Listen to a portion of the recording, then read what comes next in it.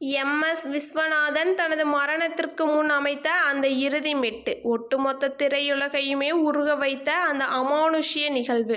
வணக்கம் நேயர்களே. தமிழ் திரை இசையின் தந்தை என்றும் மெல்லிசை மன்னர் என்றும் போற்றப்படுபவர் எம்.எஸ். விஸ்வநாதன் அவர்கள். தமிழ் சினிமாவின் இசையமைப்பை மாற்றி அமைத்த ஒரு மாபெரும் சகாப்தம். கவியரசு கண்ணதாசன் மற்றும் வாலிப கவிஞர் வாலி ஆகிய இரு பேரும் துருவங்களையும் தனது அசாத்திய ஹார்மோனிய பெட்டியால் ஆட்டி படைத்த அந்த மகா கலைஞன் தனது வாழ்நாளின் இறுதி பகுதியில் மரணத்தை சந்திப்பதற்கு சில மாதங்களுக்கு முன்னால் இசையமைத்த அந்த கடைசி பாடல் எது? திரைக்கு பின்னால் அந்த ஸ்டுடியோவில் நடந்த நெஞ்சை உலுக்கும் இறுதி நிகழ்வு என்ன? அதை பற்றி தான் நாம் இன்று விரிவாக பார்க்க போகிறோம். அது 2015ஆம் ஆண்டு காலகட்டம். எம்.எஸ். விஸ்வநாதன் அவர்களின் உடல்நிலை வயது முதிர்வு மற்றும் கடுமையான நோய்கள் காரணமாக மிகவும் உடல் நலிவடைந்திருந்தது. அவரால் சரியாக எழுந்து நிற்கவோ அல்லது பேசவோ கூட முடியாத ஒரு இக்கட்டான சூழல் நிலவியது. இந்த சமயத்தில் தான் ஒரு சிறிய திரைப்படத்திற்காக ஒரு உன்னதமான தத்துவ பாடலை இசையமைக்க வேண்டும் என்ற கோரிக்கை அவரிடம் ஒப்படைக்கப்பட்டது. உடல்நிலை ஒத்துழைக்காத போதும் இசைதான் என் மூச்சு, என் இறுதி மூச்சு இருக்கும் வரை நான் ஹார்மோனியத்தை தொடுவேன், அதுதான் எனக்கு நிம்மதி என்று கூறி அந்த பணியை மனவந்து ஏற்றுக்கொண்டார் மெல்லிசை மன்னர். அன்று பிரசாத் ஸ்டுடியோவின் கம்போசிங் அறைக்கு எம்.எஸ். விஸ்வநாதன் அவர்கள் நாற்காலியில் அமர வைக்கப்பட்டு அழைத்து வரப்பட்டார்.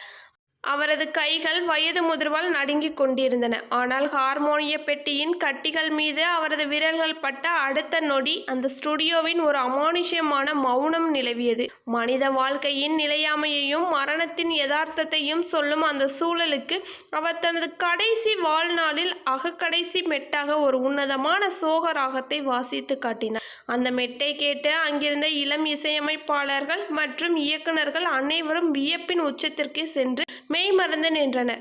அந்த பாடலின் வரிகள் மனிதனின் இறுதி பயணத்தை சொல்வதற்காக அமைந்திருந்தது. வந்த இடம் எதுவோ, போகும் இடம் எதுவோ, இடையில் நடக்கும் இந்த நாடகம் என்னவோ என்ற வரிகள். எம்.எஸ்.வி. அமைத்த அந்த மெட்டு கேட்பவர் நெஞ்சை உலுக்கியது. இந்த மெட்டை அமைத்து கொடுத்த சில மாதங்களிலேயே மெல்லிசை மன்னர் எம்.எஸ். விஸ்வநாதன் அவர்கள் திரையரங்குகளை விட்டு இந்த உலகத்தை விட்டும் நிரந்தரமாக விடை பெற்றுள்ளார். அவர் மறைந்த பிறகு அந்த பாடலின் ஆடியோ வெளியான போது இசைஞானி இளையராஜா உட்பட ஒட்டுமொத்த திரையுலகுமே அந்த மெட்டை கேட்டு ரொம்ப அழுக விம்மி தொடங்கியது. தனது அசாத்திய இசையால் உலகத்தையே ஆட்டி படைத்த ஒரு மாபெரும் மன்னன் தனது கடைசி மெட்டையும் ஒரு அழியாத தத்துவமாகவே மாற்றிச் சென்ற இந்த உன்னதமான வரலாற்று பதிவு உங்களுக்கு பிடித்திருந்தால் இந்த வீடியோவை லைக் பண்ணுங்க. அது மட்டும் இல்லாமல் நமது சேனலை சப்ஸ்கிரைப் பண்ணிக்கொள்வதன் மூலம் தினம் சார்ந்த இன்ட்ரெஸ்டான சினிமா சம்பந்தமான அனைத்து வீடியோக்களையும் நீங்கள் பார்க்கலாம். ஓகே கைஸ், வீடியோ பிடிச்சிருந்தா மறக்காமல் லைக் பண்ணிக்கோங்க. நன்றி, வணக்கம்.